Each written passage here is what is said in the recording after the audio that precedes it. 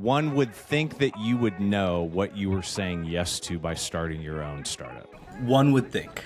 Yes, absolutely. One would think. I thought I knew everything, but in many ways I was completely shocked at how many hats you wear as a CEO and founder, and just how much you don't know about every part of the business.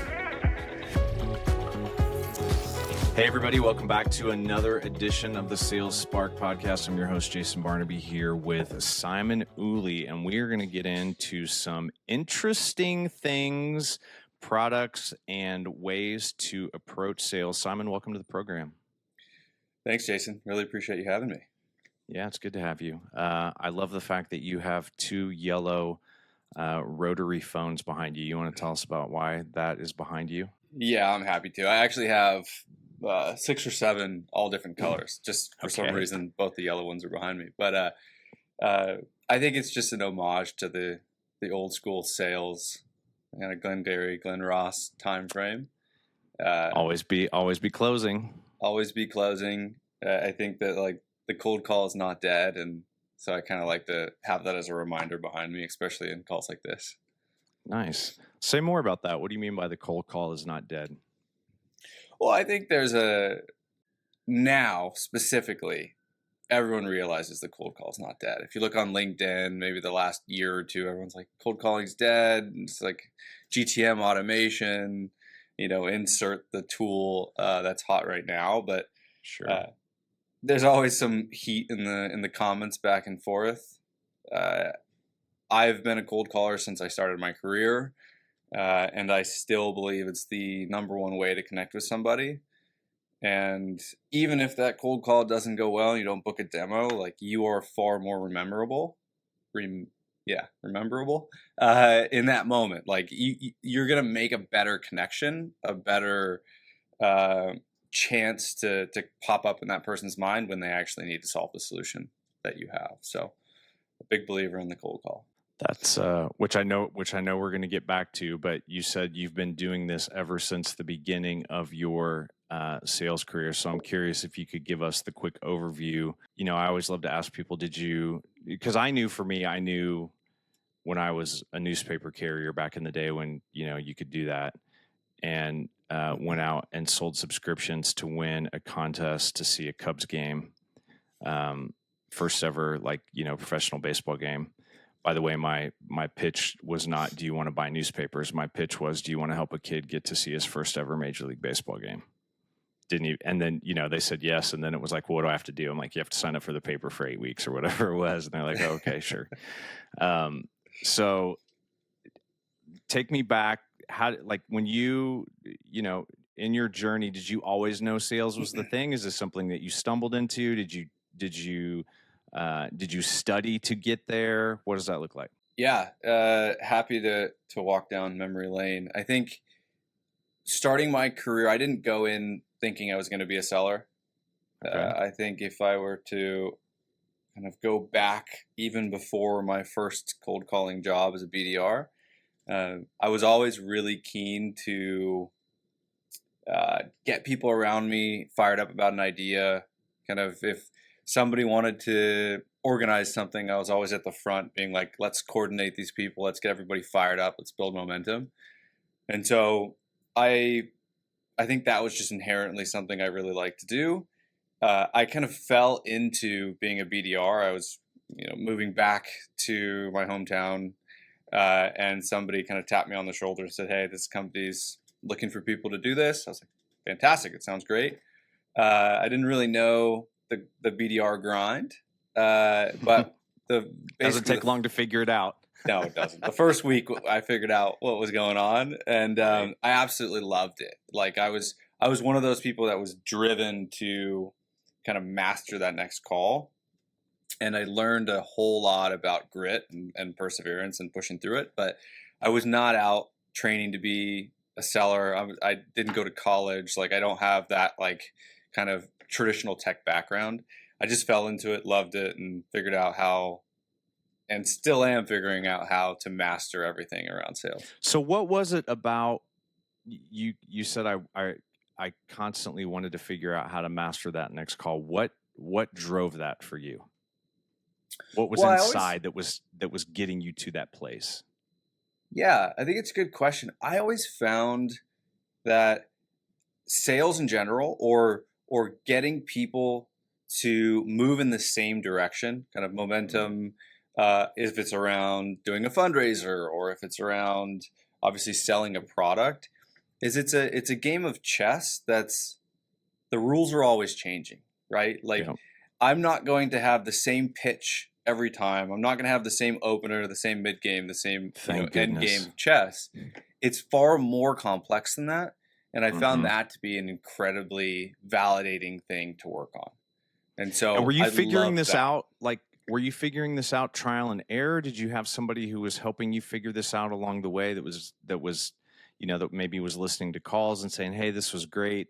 Let's do more of that, do less of this, try that," or is it just like you were just getting the swings at the plate and the ones you hit, you're like, "All right, I got to do more of that," and the ones you missed, you're like, "Do less of that." How did that work for you?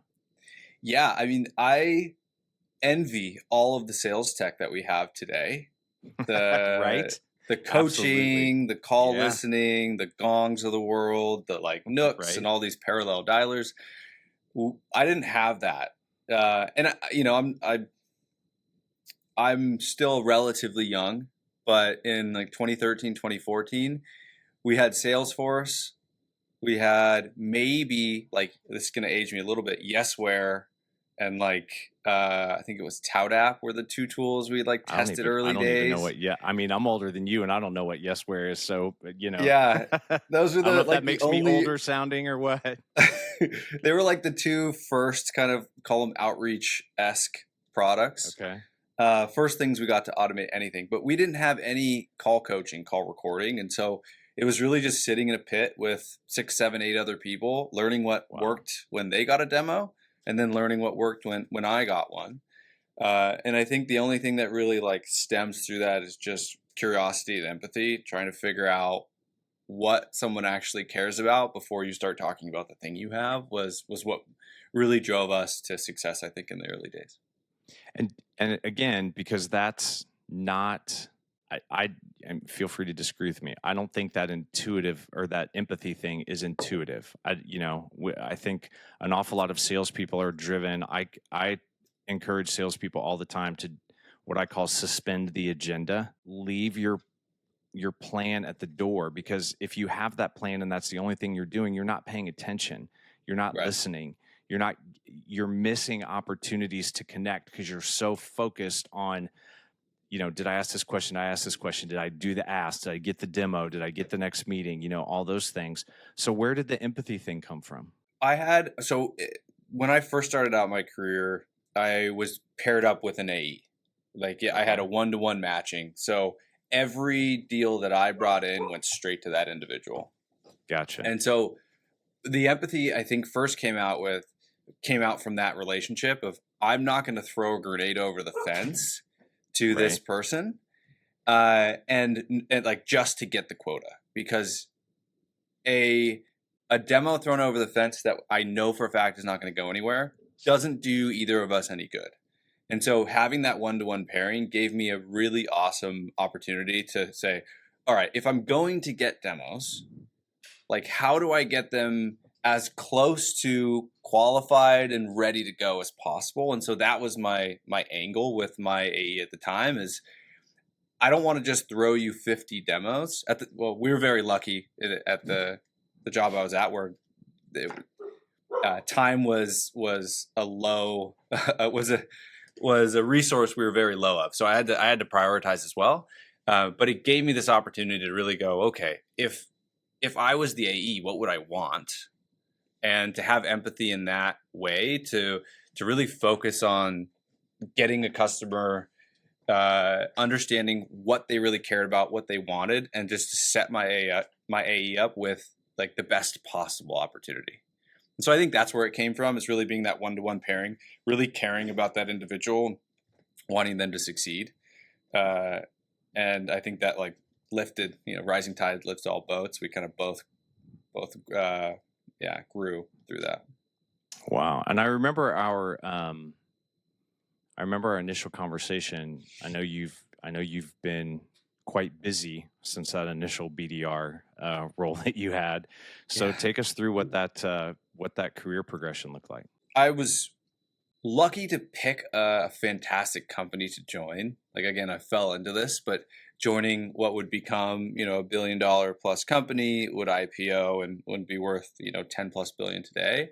Wow. I was very, very lucky to be a part of that organization early. And so I was a BDR for the first, call it 6 to 9 months, just solely BDR, just only cold calling. Smiling and dialing. 100 calls a day. Wow. And I think that was really great because I was able to just hone that initial pitch. But I also got the chance to sit after hours and watch the account executives and the senior leadership that had been doing sales for a while do demos. And so I started training learning how to do demos myself, even before I had any kind of inkling of being able to demo somebody. I just wanted to learn so that when that opportunity came up, I was ready. So that's something you did on your own? Yeah, absolutely. Yeah, we had GoToMeeting Citrix at that point. We got those call recordings. So I was able to get oh, geez. Yeah. Hated GoToMeeting. Yeah, they had supposedly I've heard from somebody recently. They said, "Oh no, it's a lot better than it used to be," and I'm like, "Well, it was pretty terrible so a lot better doesn't really say much to me." But I want to pause there for a second. So this, if you are a BDR or you are somebody just now starting out in sales and you are listening to this, I hope you're paying particular attention to what Simon is saying. That this was something, the empathy thing was his decision. Rising tide raises all boats. Totally agree with that.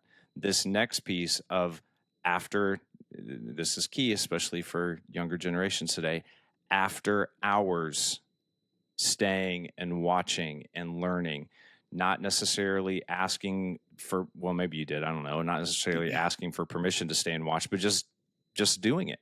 Is that right? Yeah, absolutely. And then I didn't ask anyone for permission to stay late, even though if I did, the answer would have been, of course, yes. Of course, sure. So how long were you doing that? How long were you watching and doing that before you were doing your first demo? I would say it took me about a month and a half to feel comfortable doing demos. We had a relatively complex product in a very complex industry. And so learning all of the lingo and understanding kind of the use cases took me about a month and a half. And I started asking AEs and at the time kind of the head of growth to listen to my demos. I'd send them recordings, send them snippets and say, hey, am I getting this right? And once I felt really confident in that ability, I started to ask for the opportunity to do demos.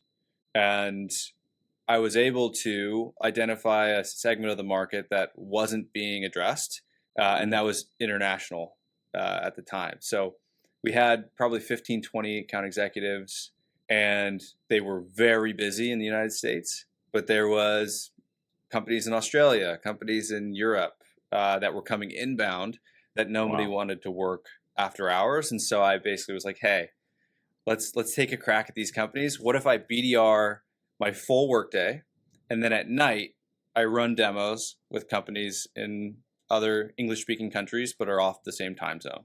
All right, so I started taking a crack there. So pause there for a second, because again, a couple of things I want to hit on that, because I love to try to find themes in people's lives and the things that you've done. So what I love, and I will just tell you this, I currently do online training to teach salespeople how to incorporate storytelling into sales. One of the aspects of the course is that we record your pitch, and your homework is to go back and watch it.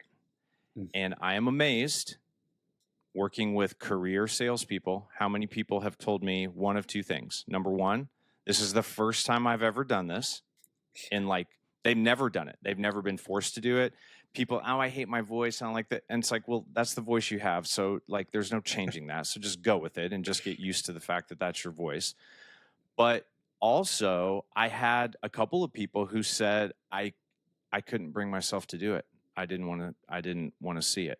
which means, they're not doing the homework. That's the first thing. But secondly, what you're missing out on. And I love your ability to say, what am I doing wrong? Because that's the other thing. So often I see that we want our ego stroked. You did such a great job. So you nailed that. And I say this to people when I go speak. If my friends were sitting in the audience, I don't want them to come up to me afterwards and say I did a good job. I know I did a good job. That's why I got hired to do the gig. I'm not going to bomb it. And I want to know what I need to do to get better. That's what I want to know, because I don't need my ego stroked. It's been stroked enough times. Like, I know who I am. I know what I'm good at. And I love that even at an early age, you were willing to ask people to come in and pick it apart. And the other thing is that you were curious about other markets. And hey, what about, it's like, what about that thing over there? What about this over here? And what about, and I tell people that when I was in the corporate world, the last 3 jobs that I had were jobs that I helped create, because I said, I see a hole, I see a gap. And they were like, yeah, well, we don't have a job to do that. And I'm like, well, let me create the job. Yeah. And they did. And it sounds similar to what you were doing. All right. So you're calling internationally. I'm going to guess that you probably wound up killing it in a pretty short amount of time. I think objectively the organization would agree. There was an incredible product market fit. Like, the business already had product market fit. It was growing exceptionally fast. But no one was interested in tapping those markets. So when we did, we saw really, really great growth in both Europe and Asia Pacific, which was, at the time, I wouldn't wish this on anybody, but as a 22, 23-year-old, I was able to handle it better than I could now, but I worked both those time zones. So I slept very, very little in that first year and a half. But we were able to grow both regions to the point where they could sustain their own teams. And I transitioned fully to running deals. So I was an account executive at that point. I had hired, or I wouldn't say I hired, I was involved with bringing on 6 more people to just do Asia Pacific. And after a few trips down there, we moved and opened an office and built out that whole division for the company. Grew from basically 0 to 10 million by the time I parted ways with the business. It's now a $100 million plus business unit for that organization. Wow. So, all right. So really I want to do one more pause, because you said you were involved in the hiring. Give me the top 3, if you've got 3, if not top 2 or number 1 characteristics you are looking for in people that you wanted to come and fill that role. I think hunger and ambition was really big at that stage, because no one knew what they were doing and we all needed to figure it out. And I've really pulled that through my whole career. I like hiring stretch fits. I like hiring people who have not done the job before but are showing the initiative and the ambition to crush that role. Far more than I like hiring a seasoned vet who's done it 3-4 times. And so maybe that like ambition and early stage eagerness to accomplish a job is what I look for most. Okay. All right. I love that. All right. So you became an AE, you wound up leaving that company. What was next? So I was able to, I was courted by some friends who had left that same company to start another business. And so after about a year of considering jumping, I joined that business, which was, I was the first non-founding employee, so the first non-founder to join the business, and helped grow that organization from the ground up. So I got this itch, if you will, moving to Australia and opening that office to build stuff. That was my first foray into not just closing, but managing teams, hiring people, looking at office space, figuring out how to internationalize the product and regionalize it to Australia, working with the product team and engineering to do that. And so I was like, this is amazing. I love building companies. This is fantastic. Awesome. But I had this chip on my shoulder, which was like, I had unlimited budget, basically, for a startup, right?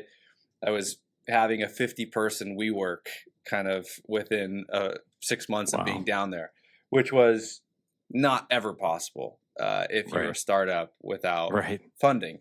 And so one of the things that attracted me about this business that I joined the next stage was that it was bootstrapped and there was no money. We had to figure out how to do it without all of those resources. Oh, And so wow. that was an incredibly fun journey. And I think we did really well in that as well. Some people may take issue with your definition of fun. and, Yeah. go from feast to famine, from unlimited budget to no budget.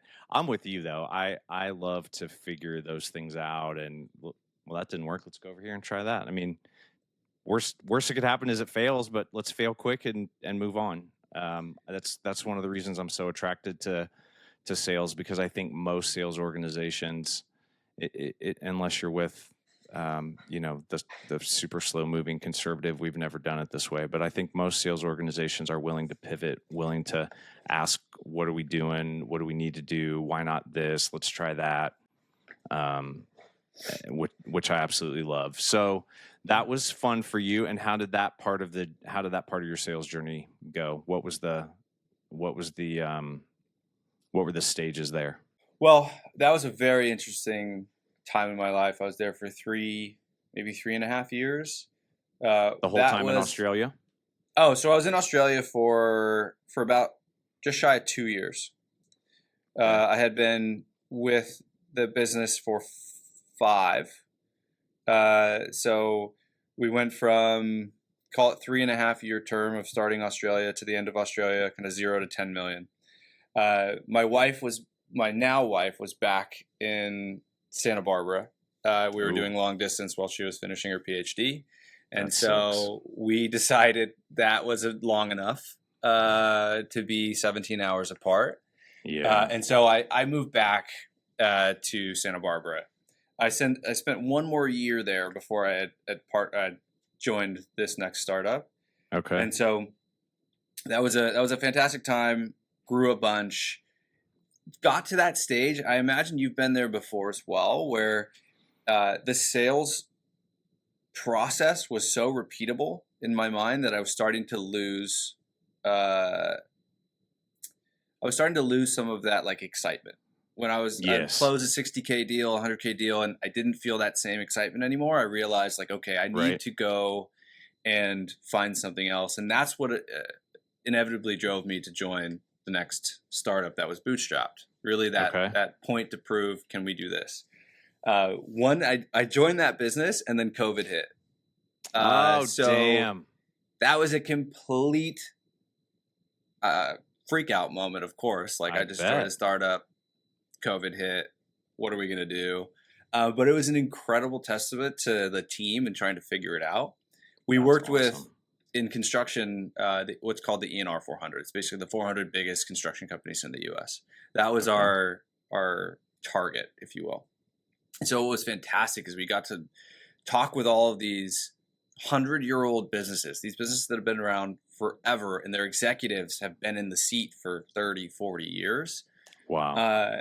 And those businesses actually gave us so much confidence that we were in the right place, because they're like, we've been through things like this before. This doesn't shake us up, and and it didn't slow down their spending either on solutions. They just saw it as an opportunity to really get their house in order and add new things. Yeah. And so we actually hit our first $1 million in ARR, like right in the thick of COVID. Wow. Which was amazing, because there was maybe 2 or 3 months where we were very unsure of what was going to happen. Right. And then we just started to see these things flow. And so I was able to grow really in my sales capacity, but also in a leadership role, to understand like, what do we do in times when there's so much uncertainty? We have to like sit back and understand like what matters to the businesses that we're working with, and how do we best support them. And I think there were a few examples of that really shining through in that era, but it really reinforced that understanding that every business we work with is trying to achieve something. And if we can help align ourselves to them achieving their goals, then there's always going to be that rising tide lifts all boats, just like as a BDR, right? So if I can just insert myself and help them achieve their goals, then of course I'm going to also grow with that. That's awesome. So, so you're in the middle of COVID. You're doing pretty well, obviously, with $1 million ARR pretty quickly after. what's the next? How did that journey continue? Yeah, so I mean, we didn't really slow down in that organization. I think after about 3.5 years of growing, the team grew. The organization was based down in kind of Huntington, LA area, and I had moved back to Santa Barbara. I felt it was a really good time for me to transition, and I knew that I wanted to start the company that I have now, which is Velis. But I wanted one more crack at leading teams and also doing Yeah. something that was a little closer to the heart and climate. So I joined one more startup, and I spent about 1.5 years there. But during that time, I think it was a collaboration of kind of building up the courage to start my own business and getting a little closer to San Francisco. And so I spent that 1.5 years, learned a lot. Climate's a very difficult business to be in, so I was able to work with some of the biggest organizations in the world, both from oil companies to car companies, and being able to help them with their climate initiatives. But eventually got into Y Combinator, which was a Hail Mary. We were very, very lucky and honored to be a part of that, and that just was a forcing function to go full time into pricing and packaging at Velis. Okay. So 3 companies, basically starting from scratch, like the first one, literally from scratch because you didn't know what you were doing. The next one you're building on that. The third one you're building on that. And now you're like, which I find very interesting because you've been very close to 3 startups. So clearly, well, I'm going to say clearly, in air quotes. One would think that you would know what you were saying yes to by starting your own startup. One would think. Yes, absolutely. One would think. That's exactly where I thought we were going. So quickly tell me what you thought. Like, here's what I think it's going to be and what was reality. Yeah, that's actually a really fun thought exercise because I think I could take it in multiple directions. But sure. First off, I thought I knew everything, of course, about starting a company because I had done it once successfully, kind of call it intrapreneur, from 0 to 10 million. I had done it again as an early employee, kind of 0 to 3. And I was like, you know what, I can do this for myself, right? Right. In many ways that was true, but in many ways I was completely shocked at how many hats you wear as a CEO and a founder, and just how much you don't know about every part of the business. Yeah. Of course, I have a 10 plus years, 12 plus years as a seller, both kind of SMB all the way up to strategic kind of Fortune 100 businesses. I know how to build account plans and manage all these different stakeholders. But like, marketing is a complete unknown for me as we get into the nuts and bolts of marketing. Yeah. Product design is something that I really love. Candidly, it's one of my favorite parts of running this business. But I am so unqualified to really speak on UX design. And so I'm really lucky to have partners that help me get there, especially my co-founder. Well, but I would also imagine, unqualified, sure, and also this is my particular take on that sort of thing. I like what you said earlier. Like, I don't need the people that necessarily have all the experience. I want people that I can mold. But those people come in with their own experiences and their own filters and their own new set of eyes. And how about this and how about that? So I'm sure you bring some of that. Maybe your development team loves it or hates it, or maybe it's both, depending.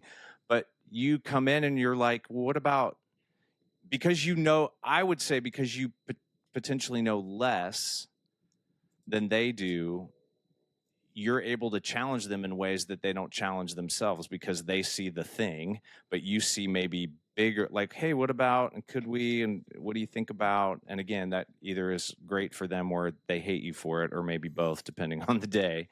But don't you think that can be a strength, even if you don't know? Well, I think the unknown is absolutely a strength. I think coming in and knowing what you want the outcome to be, but not knowing how you get there, allows people to be really creative. And I think one of the things I continue to try to do, I know at least with our advisors and some of the people we bring in to help the team, but it's just to hire people who are smarter than me in all ways, Totally shapes, agree with and that. forms. Totally And so agree with my that. goal is really just to like help them do their job better. And a lot of that is giving them an endpoint and not giving them a map, right? Just, hey, this is where I want to get to. Let's discuss all the different routes and paths we can go and the pros and cons to all of them. And then we'll build that map together. That's awesome. All right, so give us like your elevator pitch of what you do. Tell us the name of your company, spell it, so if people want to find it, they know how to go look for it. We will put this down in the show notes for you to check out. But tell us what you all do. I am the CEO and co-founder of Velis. Velis is a pick your pieces CPQ. So we're a configure price quoting tool. Most of our customers are large to publicly traded SaaS businesses, and we do a handful of functions within the revenue infrastructure stack. So pricing calculator with complex pricing and packaging logic for sales teams. Also document generation, so you can generate your order forms, your contracts, your SOWs. We integrate with pretty much every major CPQ product on the market, so Salesforce RCA, CPQ, Zora, things like that. And then we do have the full suite, so all the way through subscription management. And then maybe our newest product is demand planning, so helping consumption-based customers actually size the deals before they even get to the CPQ. And so we really focus, I think we take a unique approach to the CPQ or revenue infrastructure landscape, and we focus on how do we actually make sellers better at their jobs, improve their efficiency, versus becoming a bottleneck and getting the information into more of a finance-ready state. Okay. So yeah, I absolutely love the space we're in now. I think it's fascinating. It's also the hardest space I've ever been in. So I find a lot of times those things go hand in hand. The fascinating and exciting are also the most difficult. And then you go do something else and you're like, damn, I thought that was hard. This is even harder than that thing. But I'm also excited about that, which is really fun. So if somebody's listening to this and they go, I'm not sure I need this product or not, what are, think of a couple of great customer success stories. You don't have to tell us the whole story, but like, Sure. What are the problems that you are fixing for them, or what do they not know that, they don't know what they don't know. So what is it that your product could do to help them? There's a few really fantastic examples. I won't talk about the full rip and replace of their existing CPQ because that's such a large project. But one thing that a lot of larger scale customers are coming to us for is augmenting their existing CPQ instance. So 9 out of 10 times it's going to be Salesforce CPQ, which has been around the block for a while. It's kind of being sunset by Salesforce, so everyone's moving to Revenue Cloud Advanced. But that's a pretty big effort. And so 2 success stories I can think about is we can basically become the front end to the Salesforce CPQ for these 1,000+ sales teams, 1,000+ account executive sales teams. And we can then insert all of that incredible logic and information that the organization has around how to sell their product, and we can insert that into a quoting experience. So a sales rep comes in, they build a quote, they have a chat bot next to them that's trained on all of their business's logic. They can say, hey, take this call transcript. What should I be quoting this customer? It'll give them a complete breakdown of what has been talked about, what they found valuable, what they didn't like. Then you can have one click to generate the quote and the product lines for them. And then we have a full deal desk assistant that'll say, hey, because of these things, you're going to need to get approval from these people. Do you want me to kick that off? We can kind of help with that process, all syncing back to the Salesforce CPQ or RCA instance, so that your sales team has that like quick and easy way to generate a slide deck, generate a proposal, something in the early stages where they go back and forth. But it also seamlessly ties through to revenue recognition all the way through billing. Wow. That sounds fascinating, and I will. We will put the link down in the show notes if you are curious about that. I'm sure that Simon would be very happy to walk you through a demo and show you the things that it could do. And so, Simon, thank you for sharing that. We're gonna hit the part in our show where we hit some rapid fire questions. Are you ready? Yeah, let's go for it. All right. So, cold call, cold email, or LinkedIn DM. What would be your bet and why? Talked about cold calling so much at the beginning of this, but I would actually say LinkedIn DM absolutely is my number And one. Because your relationships are your best pipeline. I think that if you are able to leverage the existing partnerships and relationships you have, there's the best way to get to a close-win deal. I love that you said relationships are your best pipeline. I hope people listening to that play that part back and you tap into that pipeline of your network, because it's sitting there waiting for you. I'm amazed how many times I say, have you asked your network for referrals? They're like, what do you mean? So the answer is no, then clearly. So Yeah, go ask them who they know that would be great for this. And here's the other thing, and believe this, don't come at it with scarcity. When you ask people to help you, they are willing to help. They want to help. Also make it easy for them to help. So the easier we make it for them to help, the easier it is to get those referrals. All right, book, podcast, or resource every sales pro should know. Podcast would be 30 Minutes to President's Club. Those guys rock. They have very quick 30-minute episodes, and they break down all the tactics, and they're just fantastic guys.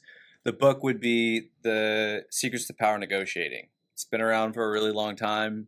I read it when I was a BDR, and the 10 gambits that they teach in that book are table stakes to learning how to have productive conversations with enterprise buyers. Love that. All right. One sales myth you wish would disappear. Disqualifying is a bad thing. Ooh, I love that. Say more about that.